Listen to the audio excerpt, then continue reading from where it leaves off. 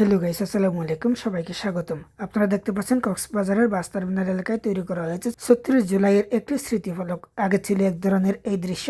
এখানে যে দৃশ্যটি এখন নতুন করে তৈরি করা হয়েছে, এটি আগে এক সময় ছিল পানির ফোয়ারা বা পানির ভাস্কর্য। আর এই নতুন করে তৈরি করা হয়েছে 36 জুলাইয়ের একটি নতুন নাম ফলক। যে অবস্থায় আপনারা দেখতে পাচ্ছেন, এটি কক্সবাজার বাস টার্মিনাল অর্থাৎ ঢাকা চট্টগ্রাম যে হাইওয়ে রোড আছে, সেই হাইওয়ে রোড দিয়ে কক্সবাজার প্রবেশ করতেই কক্সবাজারের কেন্দ্রীয় বাস টার্মিনাল এই দৃশ্যটি আপনারা উপভোগ করতে পারবেন। আগে পানির ফোয়ারাটি খুব সুন্দর অপরূপ সাজা ছিল, কিন্তু কোনো না কোনো কারণে হঠাৎ করে এটি পরিবর্তন করা হয়েছে। আগে কি ছিল সেটি আমি আপনাদের দেখানোর চেষ্টা করব।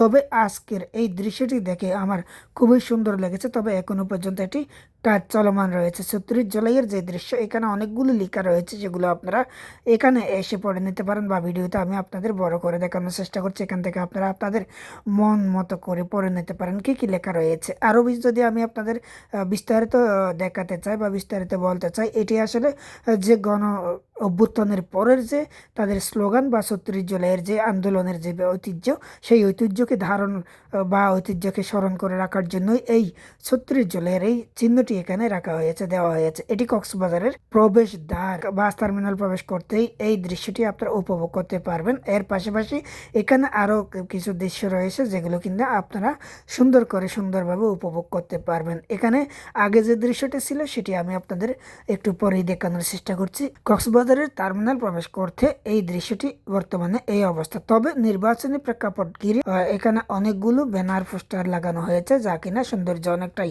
ব্যাঘাত ঘটেছে। এই দৃশ্যটি আপনারা আগে দেখেছেন, আগে দেখার কারণে এটি হয়তো পুরাতন লাগতে পারে। এই যে দৃশ্য, এটি 36 জুলাই বসানোর ঠিক আগ মুহূর্তের এখানে ছিল একটি পানির ফোয়ারা, যেখানে কিনা খুব সুন্দর করে পানিগুলো ঝর্ণার মতো করে খুব সুন্দর করে সাজানো হয়েছে, সুন্দরভাবে দেখা যেত। কিন্তু এটি কোনো না কোনো কারণে কেউ এই দৃশ্যটি তুলে হঠাৎ করে ভেঙে ফেলে নতুন করে একটি দৃশ্য এখানে বসানো হয়েছে, যা কিনা আরো সুন্দরভাবে দেখা যাচ্ছে। তবে আগে যে দৃশ্যটি ছিল সেটা কিন্তু এটার চেয়ে আরো অনেকটাই এই এলাকাটি খুবই সুন্দর ছিল। তবে সেখানে পরিচ্ছন্ন বা কেউ পরিবেশটি সুন্দর রাখার জন্য কেউ হয়তো চেষ্টা না করার কারণে এটি দিন দিন একেবারে অবহেলায় অযত্নে পড়েছিল। এখানে পানি যে ছিল, যে পানির ঝর্ণার মধ্যে যে পানি ছিল, সেই পানিগুলো কিন্তু একেবারে পচে খুবই অবস্থা খারাপ ছিল।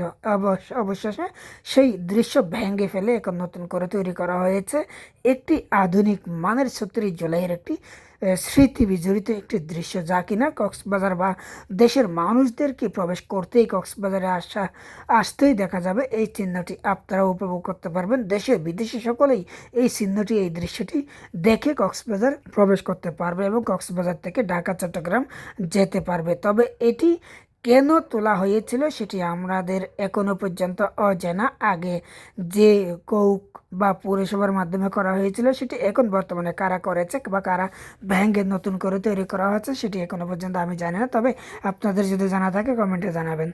আরেকটি বিষয়, কক্সবাজার প্রশাসনকে বা কক্সবাজার উন্নয়ন কর্তৃপক্ষ বা কক্সবাজার পৌরসভার কর্তৃপক্ষের কাছে অনুরোধ, কক্সবাজার বাস টার্মিনাল থেকে বিজিবি ক্যাম্পের যে রাস্তাটি আধুনিক মানের করা হয়েছিল, সেখানে সড়ক বাতি খুবই সুন্দর করে আলোকসজ্জা করে রাখা হয়েছিল, কিন্তু ইদানিং বছর খানিক আগে থেকে এই সড়কটি একেবারে অবহেলায় অযত্নে পড়ে আছে। কেন, কি কারণে? এখানে লাইটগুলো আসলে নষ্ট নাকি এগুলো বন্ধ করে রাখা হয়েছে। পুরো এখন ঘোর অন্ধকারে মানুষের যাতায়াত করতে হচ্ছে। এই সড়কটি একেবারে পুরো এখন অবহেলিত হয়ে পড়ে রয়েছে।